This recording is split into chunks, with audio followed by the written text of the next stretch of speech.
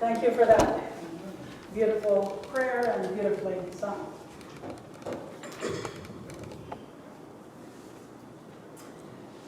The first manse that we lived in after my husband Peter was ordained to ministry was this huge rambling house overlooking the Gaspé Bay in the beautiful town of Gaspé, Quebec.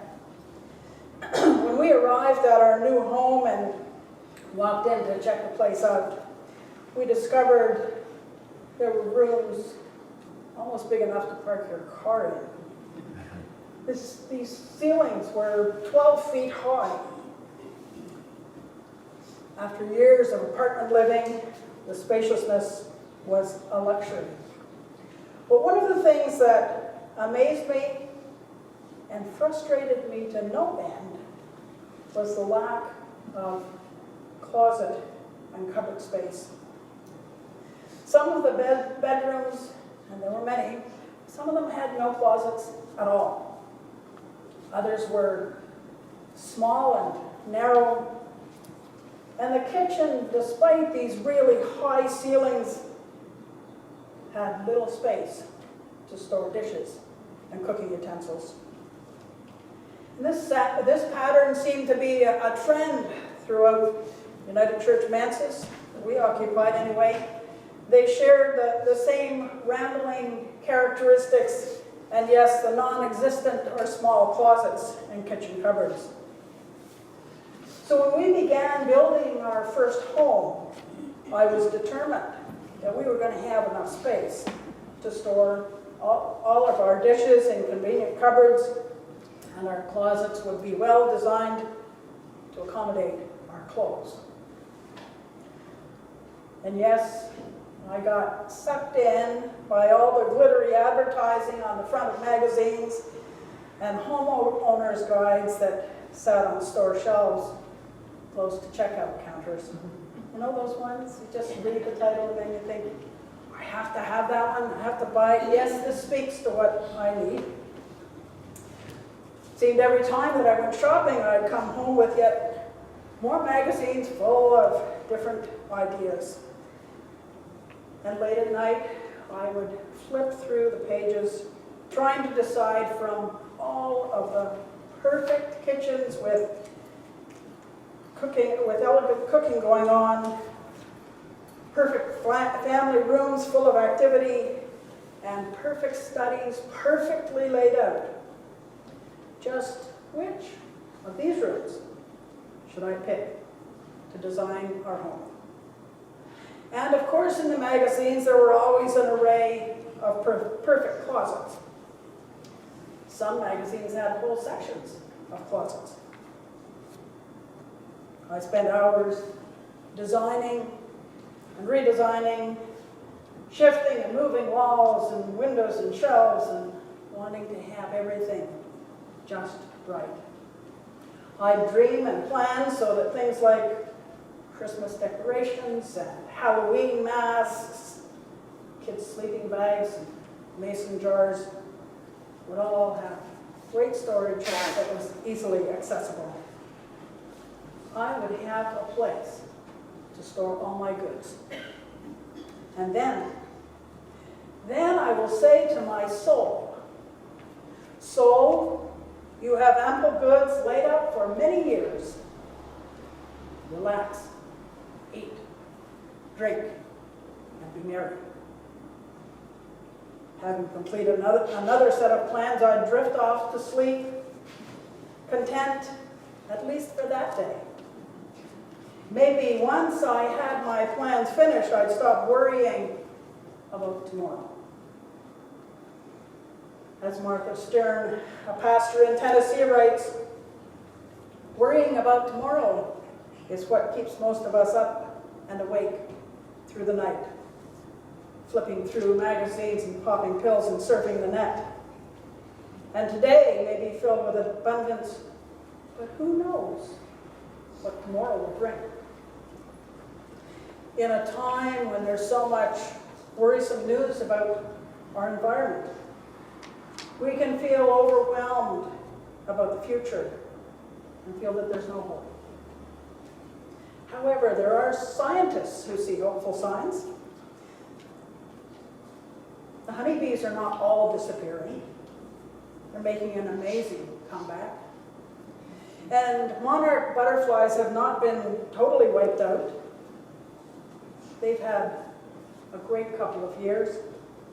I know that because I see them feeding on the milkweed of my front garden.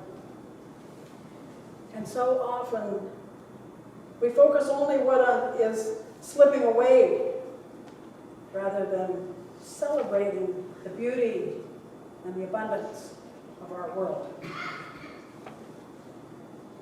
I remember in one church that our treasurer would be frantically going over the budget figures month after month. That happened? Month after month. There's no way that we're going to make it this year. And then in December, at year's end, the budget, in fact, was met. Our treasurer was a delightful man with a wonderful sense of humor. And he arrived at the annual meeting that year, and he pulled a crow out of his pocket, and he said, "Okay, I was wrong, and we did make it this year, and I'll eat crow." But I think it's definitely time to start to worry about the upcoming year. Some folks thrive on worry. It's automatic to move anxiety from the present to the future. In our gospel passage today, this man is worried about his life and his security, so he comes to Jesus, his rabbi, his teacher. He's seeking justice. And he's in the midst of an inheritance dispute with his brother. He has faith that Jesus is going to help him out. We stand there with him. We too want things to be fair, fair wages, fair work hours, fair inheritance. And this worried man asks for justice, and he waits for an answer, and we wait too. Jesus isn't terribly interested. For us, abundance and fair inheritance and security, they're all really serious issues. These issues are not key to Jesus. In exasperation, he turns to the man and he says, "Who sent me to be the judge or arbitrator over you?" And then, as is typical, Jesus tells a parable about a rich fool who builds barns to stock his abundant harvest. And this parable isn't about whether we have possessions or not. In fact, God wants us to be rich, but Jesus defines riches differently than our world does. Our riches are not what we own. They are what we choose to value. You own a house. You choose every day to value your family. You own a bank account. And by what you do, you show how you value your friends, your church, your fellow human beings. You own nice clothes. You value your health and spiritual well-being. You own a car. You value your freedom. You own an appointment book. You value your time. You own a heart. You value your love. Jesus doesn't call all of us to be economically poor or to own nothing. He calls us to evaluate what we put our value in, what we stuff in our barns or in our closets, and ultimately what we stuff in our spiritual lives. Martin Luther King Jr. describes this man as a rich fool, not because of his wealth, but because of the misuse of wealth. King says he was a fool because he permitted the ends for which he lived to become confused with the means by which he lived. Material necessities are important, but don't let those necessities swallow up the spiritual ends which they are intended to serve. As the rich man's natural wealth increased, his spiritual wealth decreased. He got caught up in himself. What should I do? I have no place to store the abundance of my crops. Well, I'll do this. I'll pull down all my barns. I'll store my grain and my goods. And I'll say to my soul, soul, you have ample goods laid up for many years. Relax, eat, drink, and be merry. He failed to realize that wealth always comes as a result of the commonwealth. The rich man's future was tied to the future of all others. When we start tearing down barns to build bigger ones for storage, it's time to stop and reassess who we are and what we are. It's time to focus on the incongruity of surplus food stored in barns while millions live in poverty. King says, we can store our surplus food free of charge in the shriveled stomachs of the millions of God's children who go to bed hungry at night. An individualism that fails to recognize this mutuality among people and nations is foolishness. The rich man was a fool for not recognizing his dependence upon God. He saw himself as creator rather than creature. His materialism had killed him spiritually long before his physical death. Even in our biggest closets, we cannot store life. Our endless dilemma is that all our wisdom, all our work, all our restless nights, none of it can store life. God calls upon us to look up from our house plans and stock quotes and church budgets and listen for the word that refuses to be market-driven, to listen for the voice that leads us with all the richness of our very being into abundant life. Amen.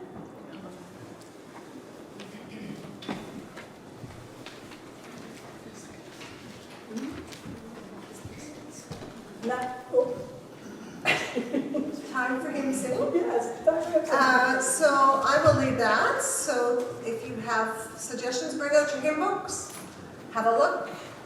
Is it a yes? Right, Jim at the back. 382. 382, Breathe on Me, Breath of God.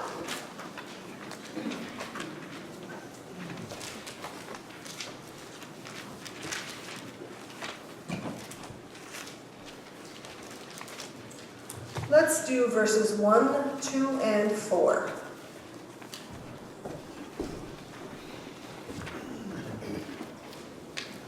Thank you.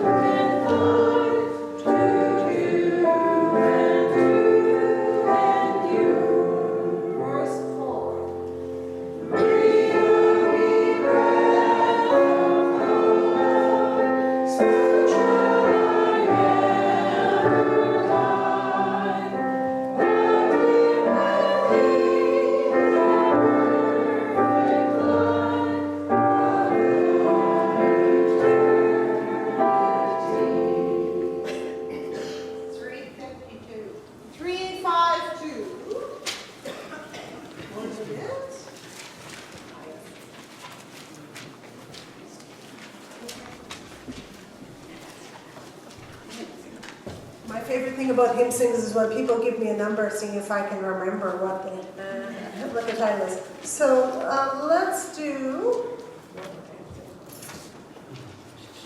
1, 4, and 5 here. And let's stand for this one.